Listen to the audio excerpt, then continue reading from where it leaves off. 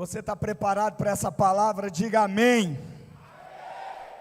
Então você senta, olha para o lado e diz assim: eu não sei, querido, mas você deve ter feito algo que agradou muito a Deus, porque você está sentado do lado do melhor vizinho que você poderia ter nesse culto. Amém ou não amém? Glória a Deus por isso. Abra sua Bíblia, por favor, aonde você quiser, mas nós vamos abrir em Gênesis. Nós vamos ler em Gênesis, por favor, Gênesis. Eu não vou ler um único texto em Gênesis, eu vou ler vários textos em Gênesis, e por isso quero que você me acompanhe aí. São capítulos próximos uns dos outros, é fácil. Gênesis é o primeiro livro da Bíblia, e então fica fácil acessar esses textos, ok? Então, abra sua Bíblia primeiro em Gênesis 37, e a palavra que eu quero compartilhar com você hoje à noite é: se reposicione.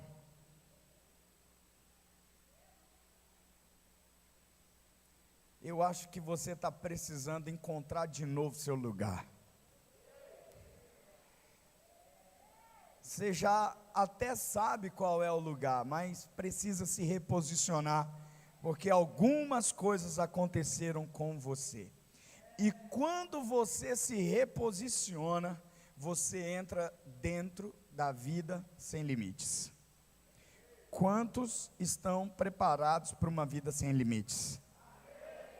Esse sem limites aqui não tem nada a ver com relação ao pecado, tem tudo a ver com o céu sem limites, as bênçãos sem limites, o cumprimento das promessas sem limite, os milagres sem limite, o sobrenatural sem limite, porque a palavra diz que Jesus nos dá o Espírito sem limites. Aleluia, aleluia. Então vamos ao texto, por favor, ao texto de Gênesis 37, é o primeiro texto que eu quero ler nessa noite. Gênesis 37, vá lá para o verso 23, nós vamos ler esse texto, e depois a gente vai para outros lugares das Escrituras, mas ainda em Gênesis, porque eu quero falar um pouco da história de José, essa história que inspirou tantas gerações e que tem inspirado a nossa geração também. Então eu quero ler com você esse texto, primeiramente Gênesis capítulo 37, verso 23 a 25. Chegando José, seus irmãos lhe arrancaram a túnica longa, o terno Armani, a jaqueta de couro da Tommy, da Calvin Klein.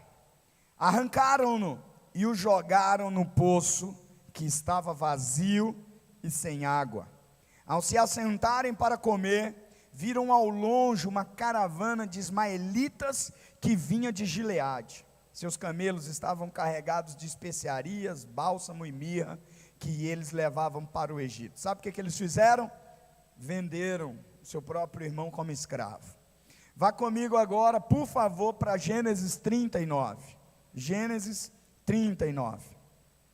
José havia sido levado para o Egito, onde o egípcio Potifar, oficial do faraó e capitão da guarda, comprou-o dos ismaelitas que o tinham levado para lá. O Senhor estava com José, de modo que este prosperou e passou a morar na casa do seu senhor egípcio. Quando este percebeu que o Senhor estava com ele e que o fazia prosperar em tudo que realizava, agradou-se de José e tornou-o administrador de seus bens. Potifar deixou a seu cuidado a sua casa e lhe confiou tudo o que possuía. Desde que o deixou cuidando da sua casa e de todos os seus bens, o Senhor abençoou a casa do egípcio por causa de José, Irmão, Jesus me mandou dizer isso aqui para algumas pessoas nessa noite. Por sua causa, empresas serão abençoadas. Por sua causa, negócios serão fechados. Por sua causa, pessoas e casas e lares serão muito, mas muito abençoadas. Não esqueça, nós estamos em casas de paz. Por sua causa, essas pessoas serão rica e abundantemente abençoadas para a glória do Senhor. Quantos recebem essa palavra aqui em nome de Jesus?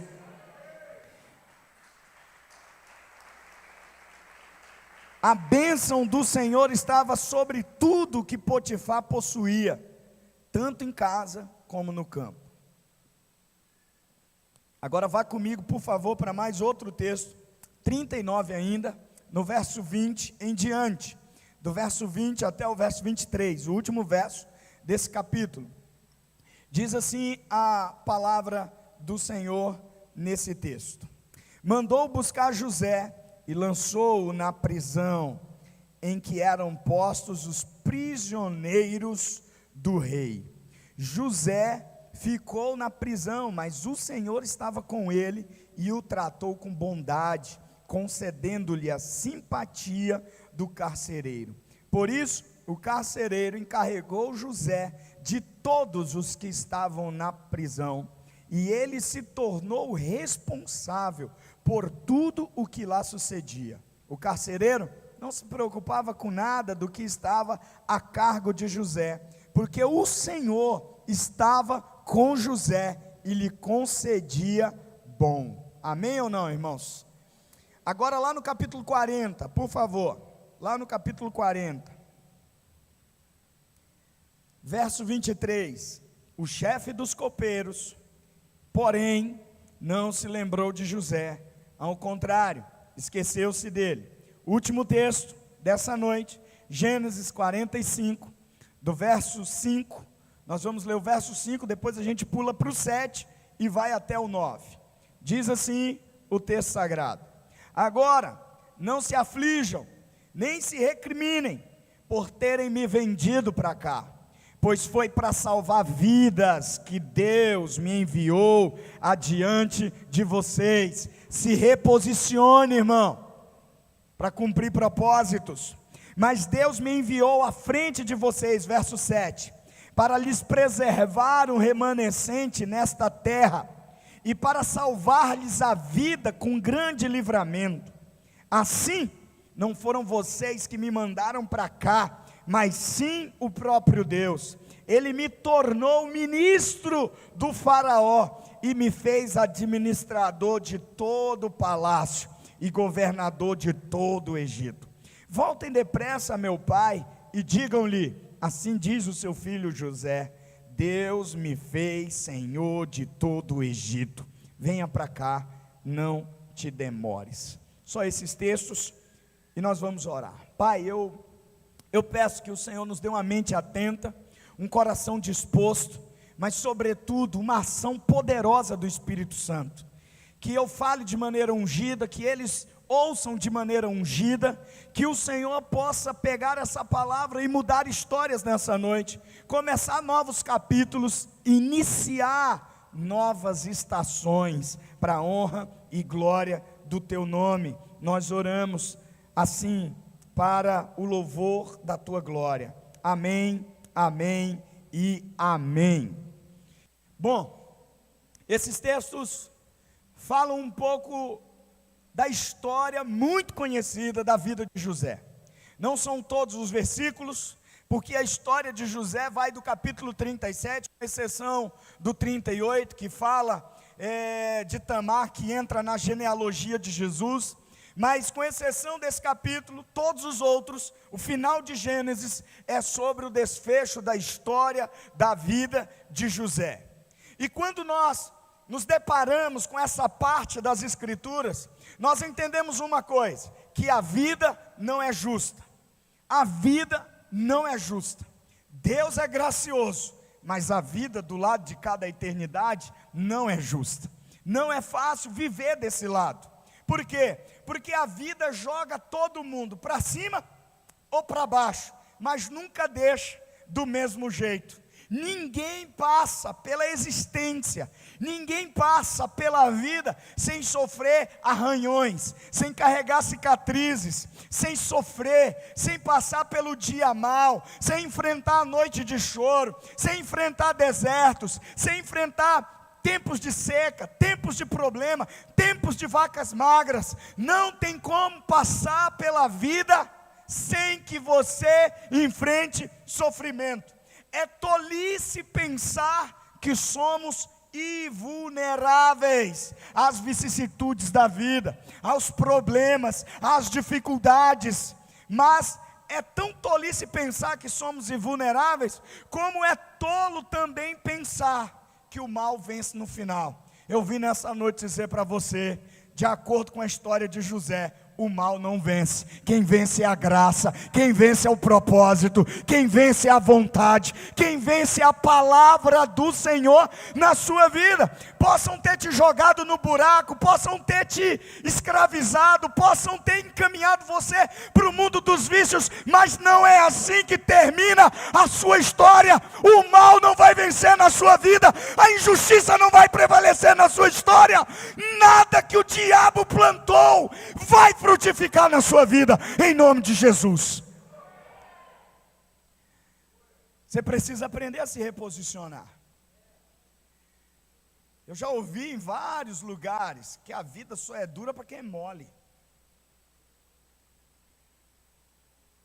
A vida só é difícil para quem é à toa. Porque quem tem propósito, mastiga os inimigos como quem se come pão. Esse pão aqui é massa fina, lá do Pará. O povo aqui nem sabe o que é isso. Não. Esse pão aqui é brioche. Esse aqui tem gostinho de gigante, mas estou devorando ele. Esse aqui tem gostinho de Hebron, mas estou conquistando ela.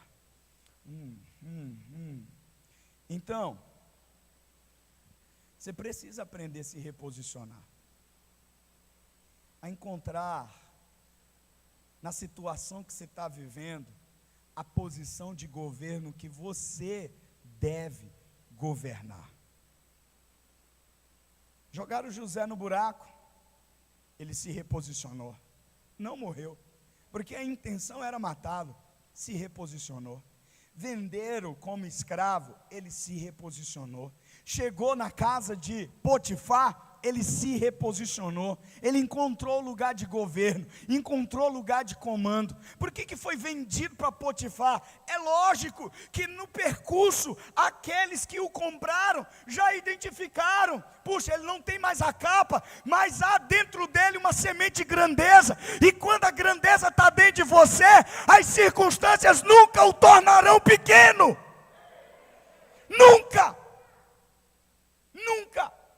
E naquele percurso até a casa de Potifar, aqueles ismaelitas vão ouvindo a maneira que José fala, a maneira como José se pronuncia, se porta, e levam logo para o principal. Por quê?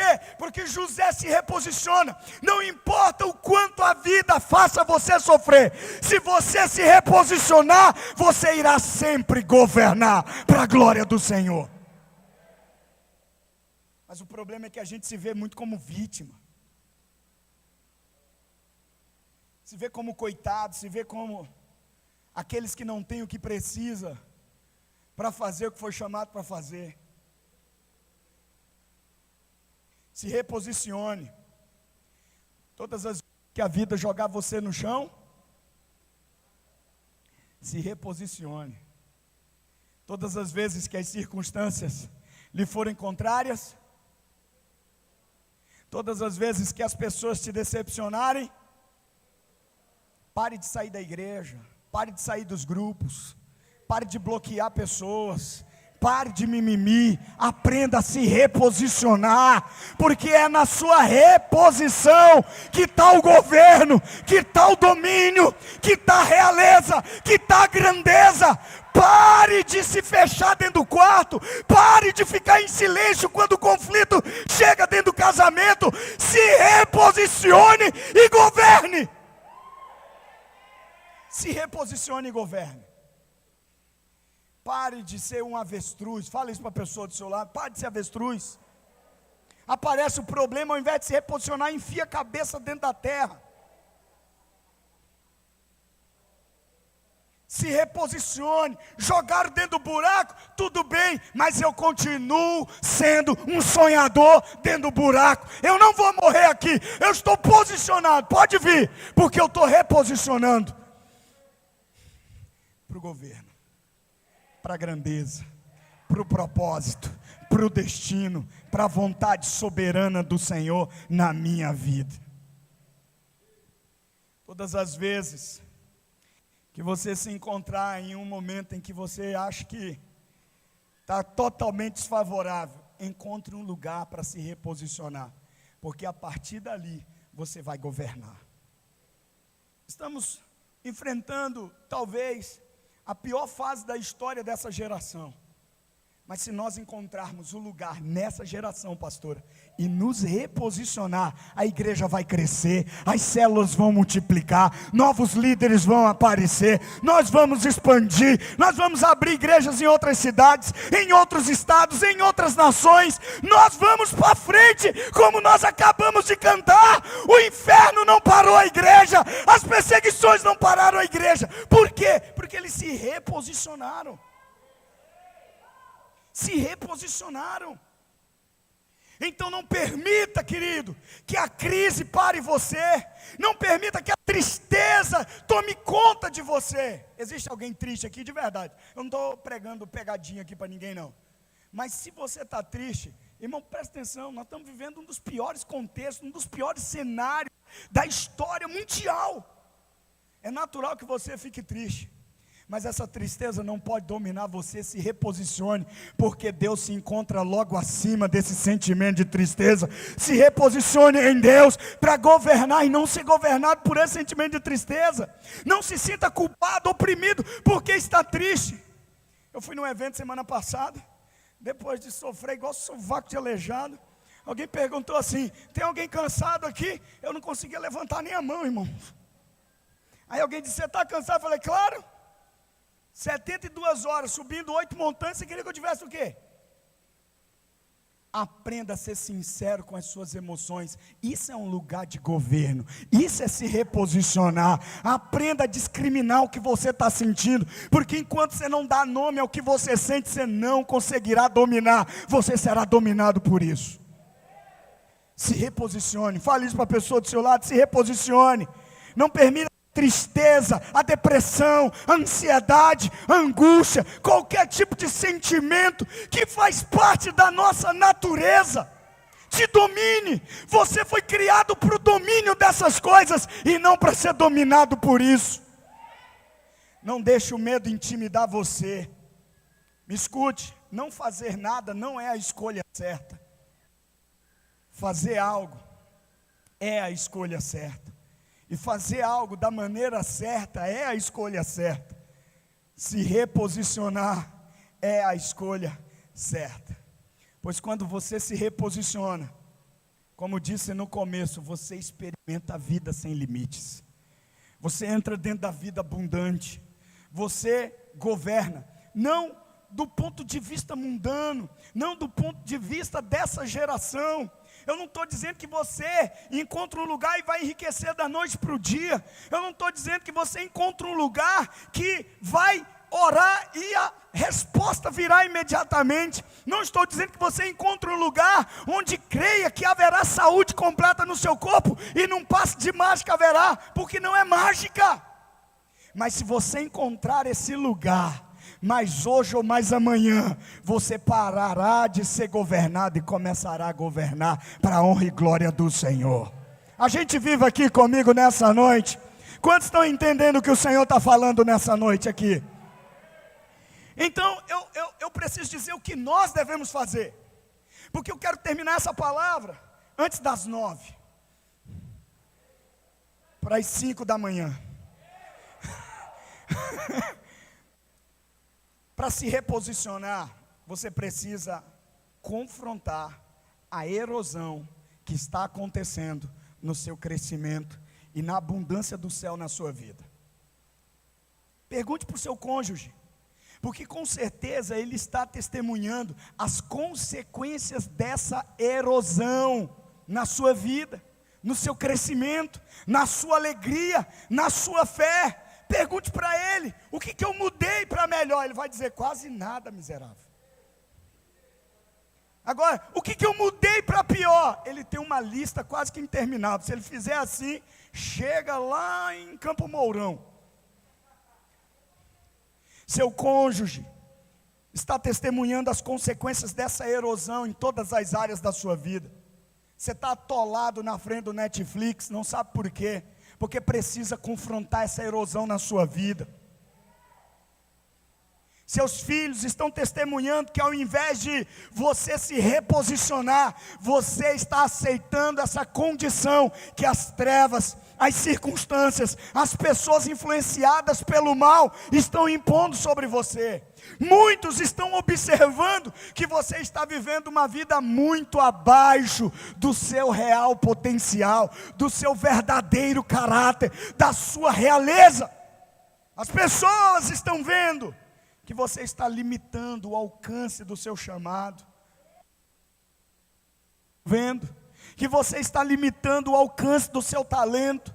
As pessoas estão vendo que você está escondendo o seu melhor em dores, em problemas, em dificuldades que todos passam. José passou, mas ele não escondeu a grandeza dele atrás desses problemas. Em todos os problemas ele se reposicionava. No buraco, vou vender. Não é algo para se matar, não, é algo que vai fazer lucrar. As pessoas vão saber que o favor de Deus está sobre você, quando elas verem que estão lucrando, simplesmente por andarem ao seu lado. Se prepara para receber os maiores presentes, se prepara para receber convites para jantar. E hoje à noite é uma boa oportunidade. Hoje à noite é uma boa oportunidade. É verdade, é verdade. Então aprenda a confrontar. Confronte o seu contentamento com cada vez menos em sua vida. Está trabalhando na sua vida, te fazendo ficar aquém da sua capacidade. Você pode produzir 100%, deve estar operando uns 12%. Está na hora de pôr 100% para operar.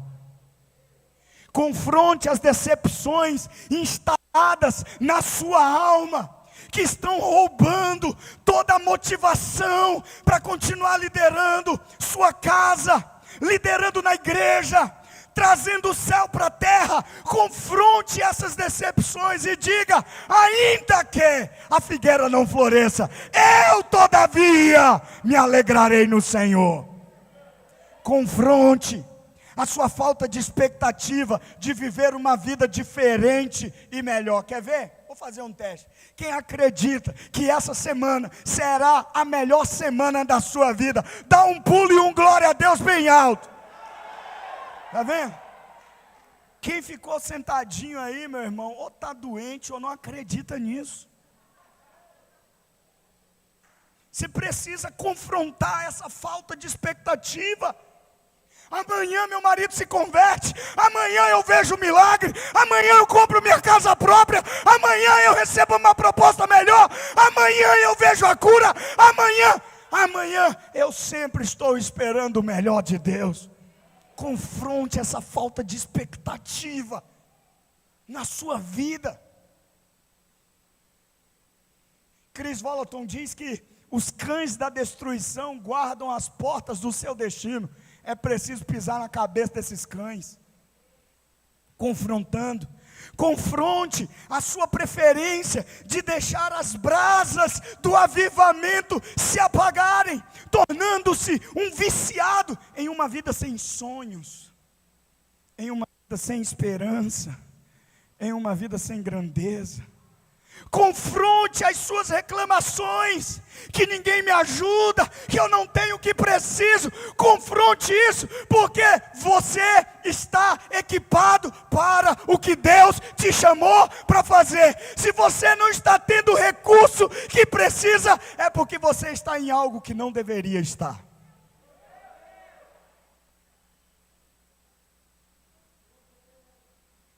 Confronte essa atitude de enterrar os dons que Deus te deu. Deus te deu dons para tocar essa geração, irmão. Irmão, a Danila dança, canta, pinta, borda, sopra, chupa a cana, derrama óleo, prega, dá rasteira no capeta. Mas sabe qual é a área de convergência dela? Solta o microfone aqui na mão dela. Quantos sentem que o céu desce aqui, irmão? Quantos sentem que o céu desce aqui? É a área de convergência, Deus deu isso para ela. Agora vai a Luciana cantar. Ai, Jesus. Mas a Luciana é uma empreendedora incomparável. É o que Deus deu para ela. Já estou dizendo, não tem oportunidade no final do ano para cantar. Quiser vir dar testemunho dos empreendimentos, pode vir, mas cantar não. Confronte essa atitude de ficar enterrando os dons que Deus te deu. A Denise se descobriu fazedora de doces, irmãos. Meu Deus. Ontem eu estive no aniversário e comi uns docinhos dela. Jesus, Maria, José. Violento esse negócio. Descubra o que Deus te deu, confrontando essa atitude de ficar enterrando. Tem tanto tesouro dentro de você que o mundo precisa experimentar. Tem gente viva aqui comigo, sim ou não? Me ajuda aí a apacentar, pelo amor de Deus.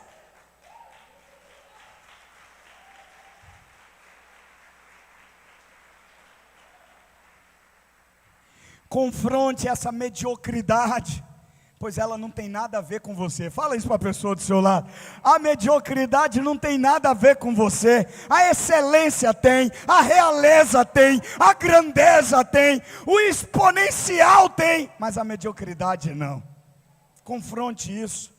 Confronte esse lugar árido que você estacionou, esse lugar desértico que você criou sua morada, esse lugar indiferente no qual nada está crescendo. Está na hora de sair desse lugar, irmão. Está na hora de se alojar onde você se sente totalmente vivo para aquilo que Deus plantou dentro de você e que começará a frutificar e a gerar frutos por longas gerações para a glória do Senhor.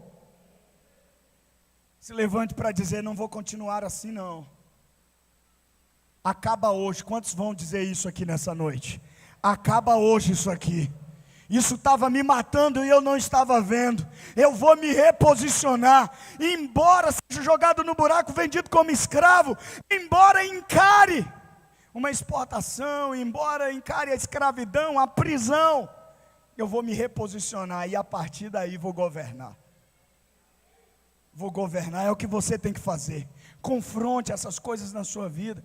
Confronte essa falta de paixão no seu casamento. Joga pimenta, irmão. Não literalmente. Ficar claro. A pimenta. Dá um beijo de língua assim, violento. Quanto tempo faz, irmão? Tem até teia de aranha nessa boca aí.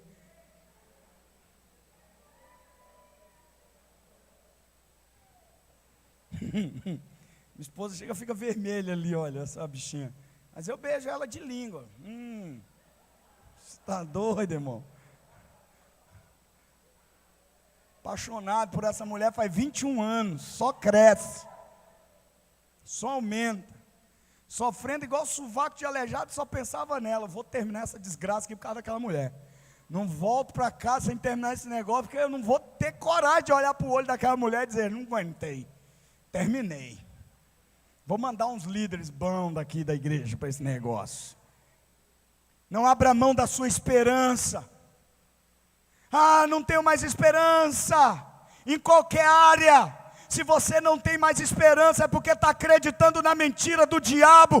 Porque o evangelho é o poder de Deus. É a boa notícia de que o que estava morto pode viver. O que estava perdido será achado. O que estava quebrado será restaurado. Em nome de Jesus. Tem gente viva aqui, irmão, de verdade? Eu estou diante da apacentar de verdade? Lute pelos sonhos que representam a melhor parte da sua vida. Jogue fora os limites que colocaram em você. Alguém disse para você que você não podia. Não pode mais viajar, pode, eu digo que pode. Disseram que você não ia conseguir, eu estou dizendo, vai conseguir. Motiva essa pessoa do seu lado aí, quebra esses limites que colocaram nela. Não vai tirar boa nota, eu digo, vai tirar boa nota. Não vai conseguir um bom emprego, eu digo, vai conseguir o melhor emprego. Não vai conseguir mais casar, eu digo, vai casar de novo. E não é maldição que eu estou jogando não, porque eu sou feliz no casamento. Jogue fora os limites que impuseram sobre você. Comece a usar tudo o que aconteceu com você como um vento debaixo das asas que Deus te deu para voar. Olha para a pessoa do seu lado e diz: é hora de voar, irmão. É hora de voar. Confronte a luxúria que tem tomado de você. O amor dá, a luxúria toma. A sua apatia, que está fazendo você parar de ser um doador, e está te transformando em um consumidor, dentro do casamento, dentro das relações, dentro da igreja, dentro da sua... Confronte esses relacionamentos desgastados que não estão levando para lugar nenhum. Sente e reavalie. Confronte sua baixa autoestima, porque é mentira do diabo. Você carrega o maior dos tesouros, você carrega uma ogiva nuclear em poder, você carrega o Espírito Santo de Deus. Então é mentira. Confronte. Chegue no espelho e diga: seu cabelo é lindo, mesmo que não tenha, viu, Timóteo? Seus olhos são lindos, seu corpo é lindo. Você é do jeito que Deus precisa para essa geração. Quantos podem aplaudir o Senhor por isso, irmãos?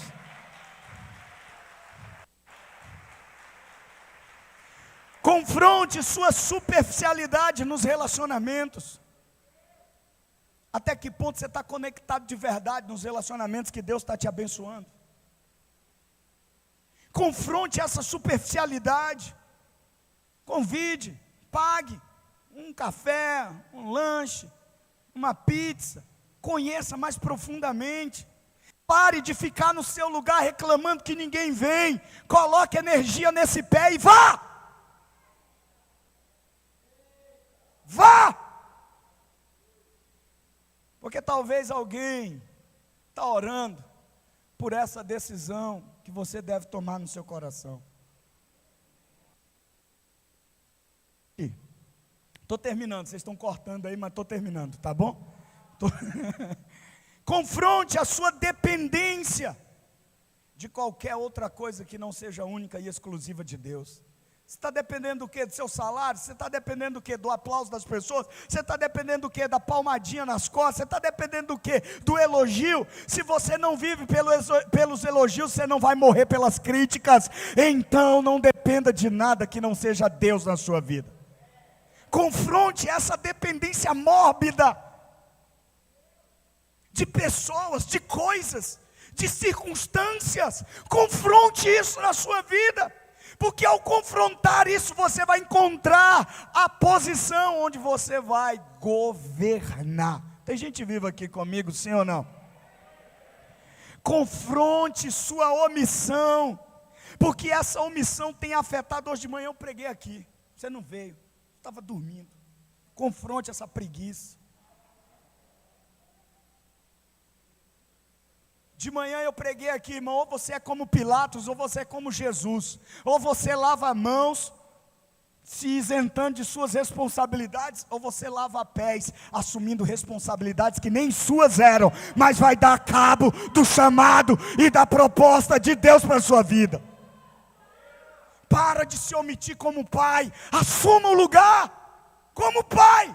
Chega hoje, não dá tapa na mesa não, chama a mulher, lava os pés dela, lava os pés dos filhos e abençoa esse lar, dizendo: eu sou um líder dentro dessa casa, um líder servo, que lidera, que influencia a partir da posição de Jesus, não de Pilatos. Você está lavando as mãos na criação dos filhos, você está lavando as mãos ao invés de lavar os pés. Confronte essa omissão, porque essa omissão tem afetado seus negócios. essa omissão tem afetado suas finanças. Confronte seu consumismo desenfreado, que tem mergulhado você em um mar de dívidas, tem roubado de você a oportunidade de semear no reino. A pastora falou aqui, tirando água da rocha. Quantos no final do ano não se atolaram em dívidas? Porque se omitiram, não confrontaram. Está na hora de confrontar esse consumismo. Tem gente viva aqui? Dá uma risadinha por baixo dessa máscara aí para o irmão que está do seu lado, irmão. Porque ficou tenso aqui. Confronte a frieza espiritual na sua alma, no seu coração. Confronte isso. Você não consegue mais sentir Deus. Você só quer que o culto acabe para você voltar para casa. Para quê? Para ficar na frente do TikTok?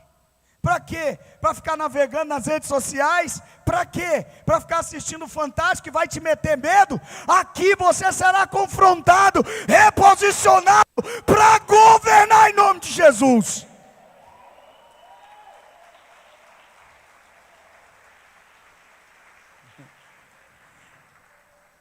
Confronte a sua incapacidade de crer nos milagres, nos testemunhos das pessoas, na transformação das pessoas.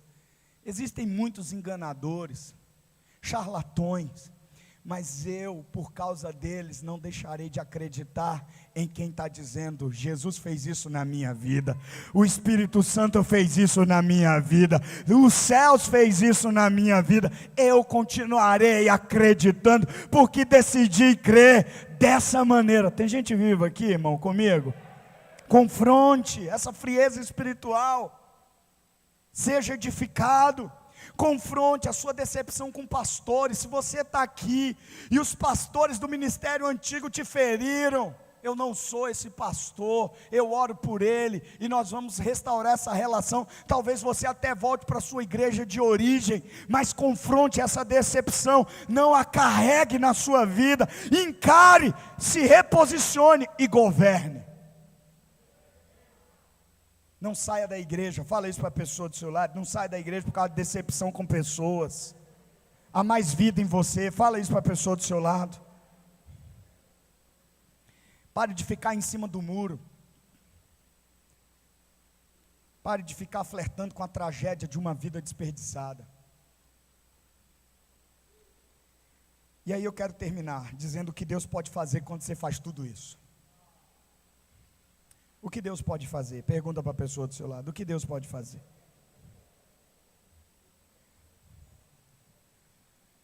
Só o teclado fica aqui, tá? Até dar o start ali. O que Deus faz? A vida é injusta, dura, difícil. É abençoada. Quando eu me reposiciono, eu vivo uma vida abençoada. Quantos estão prontos para se reposicionar aqui em nome de Jesus? Eu sinto que hoje casamentos serão reposicionados.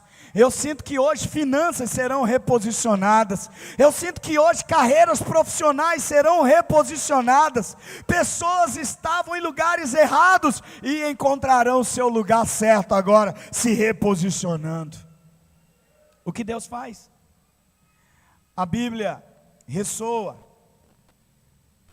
a seguinte nota musical: Deus transforma o mal em bem. Por todas as páginas da Bíblia, essa nota musical está sendo tocada. Deus transforma o mal em bem. Vou dizer de novo: Deus transforma o mal em bem. Vou dizer de novo, está aumentando o número daqueles que creem. Deus transforma o mal em bem. A história da vida de José revela isso. Rejeição familiar, deportação, escravidão, prisão. Mas mesmo assim, pastora, se reposicionou. E porque se reposicionou, ele saiu triunfante, como um herói da sua geração. No alto da montanha eu ouvi: aqui é lugar para se fazer história, que as gerações irão contar acerca de você. Eu ouvi dizerem: se a Bíblia fosse escrita hoje, será que as histórias que você está vivendo seriam utilizadas por Deus para edificar pessoas?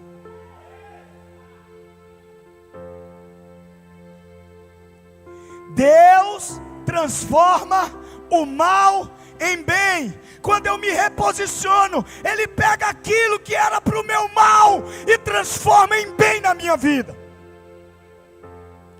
Sabe qual foram as últimas palavras de José? Em Gênesis, capítulo 50, verso 20. Olha o que José diz para os seus irmãos: vocês planejaram o mal contra mim, mas Deus tornou em bem. Sabe o que José teve que fazer? Ele teve que se reposicionar. Na casa de Potifar: eu vou me reposicionar, porque sucesso e promoção não acontecem por acaso, só acontecem na vida daqueles que aprendem a se reposicionar. Se reposicionar é o que você faz, e quando você faz, Juliano, Deus pega o mal e transforma em bem. E esse padrão se repete por todas as páginas das Escrituras. O mal acontece, Deus age, pega aquilo que era mal e transforma em bem, em bênção, em milagre, em história, em testemunho. O mal veio para Jó.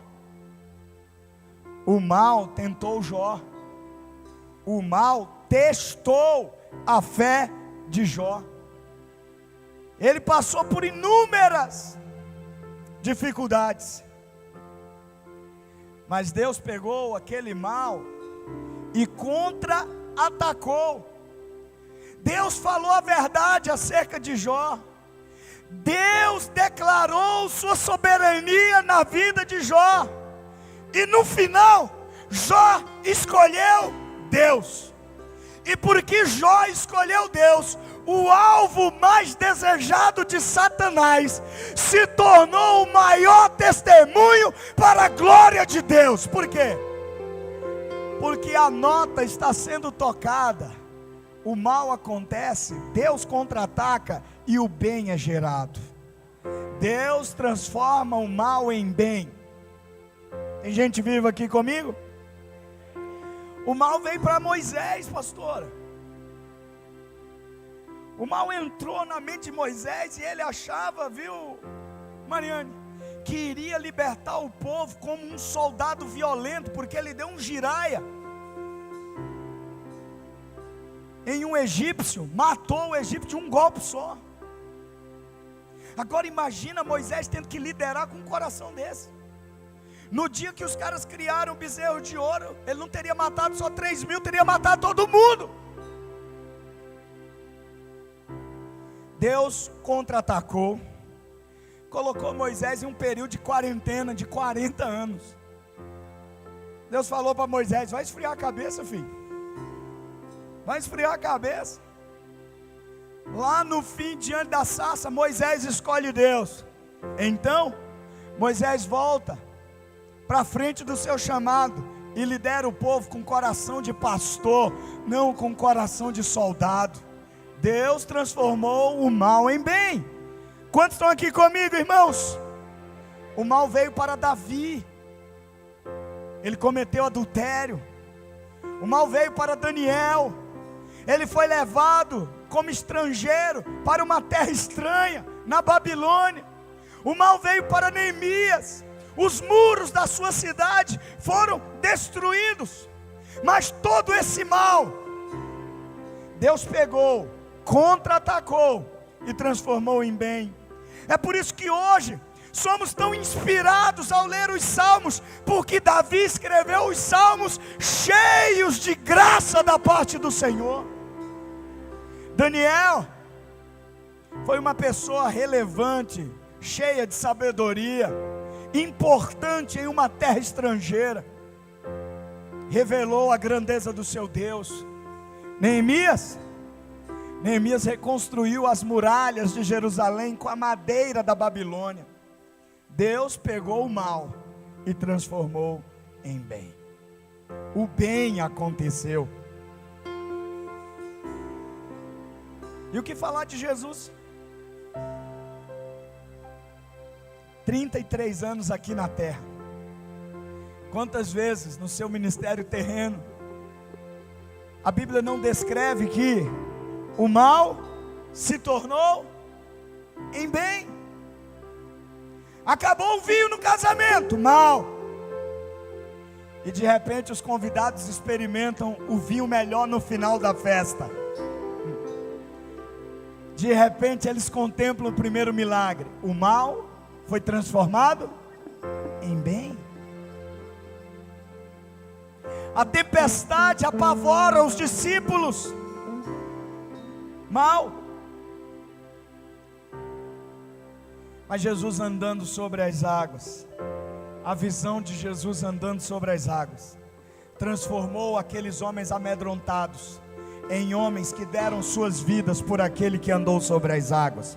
O mal em bem. 5.000 homens precisavam alimentar suas famílias. Que péssimo dia para ser discípulo no meio do deserto. Aí Jesus transforma 5 pães em uma padaria.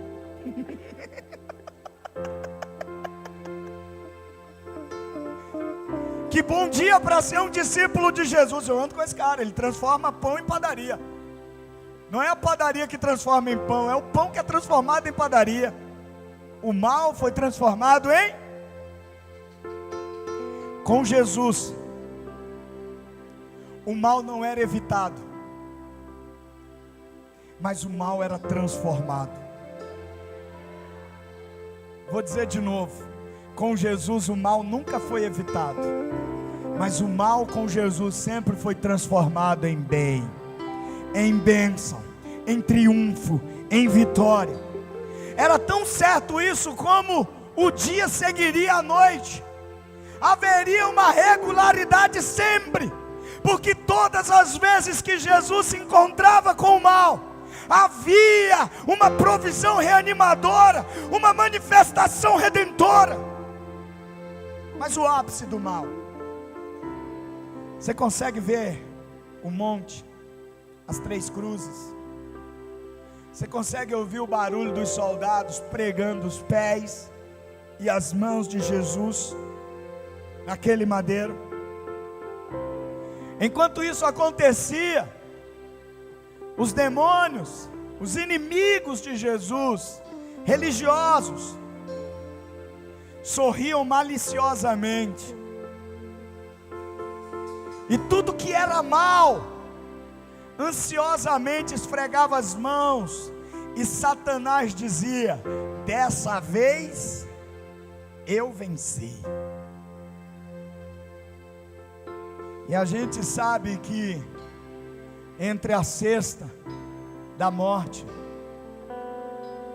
e a manhã da mudança, houve o sábado do silêncio, onde realmente parecia que o mal havia vencido. O último suspiro é dado na cruz, o corpo é quebrado, Maria está chorando, o sangue está escorrendo. José de Arimateia retira o corpo, leva para o túmulo. Os soldados selam a tumba, a noite cai sobre a terra. No entanto, aquilo que Satanás planejou como ato supremo da maldade, do mal intencionado, Deus na manhã do 3º dia transformou isso em nosso bem. Estamos hoje, dia 6 de junho de 2021, porque numa manhã de domingo essa história foi mudada. Deus transformou o mal em bem. Deus rolou a pedra que fechava a tumba, Jesus sai sorrindo.